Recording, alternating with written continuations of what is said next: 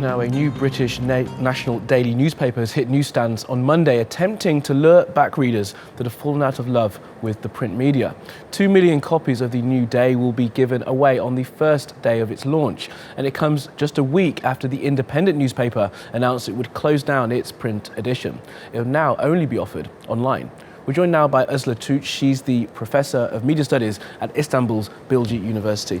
Thank you very much for coming in, Asli. So one paper goes to print, one paper goes online. What does this tell us about the newspaper industry?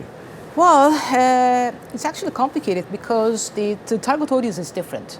I think the new newspaper who is hitting the newsstands is trying to embrace the older citizens who actually have a little bit more time to read the newspaper, because now with the digitalization, the audience profile is changing.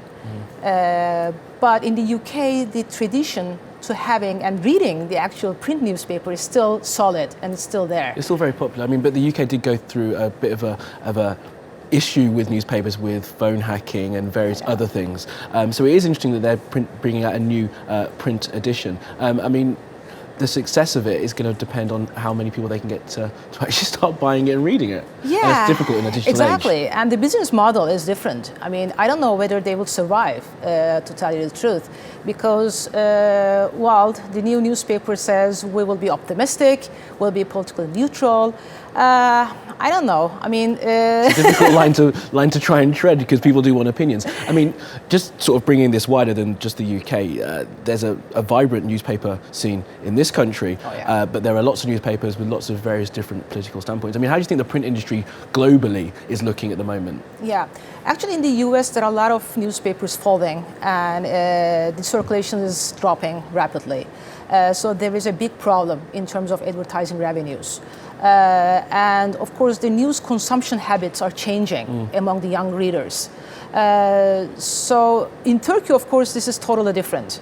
We are still, we love to read from the print newspaper, and it's a little bit ideological actually to read a newspaper, to re-emphasize your opinion rather than, it's an opinion newspaper rather than just, hard news. I mean, do you think that's going to change at any point soon in Turkey? It's a generational thing, I guess, isn't it?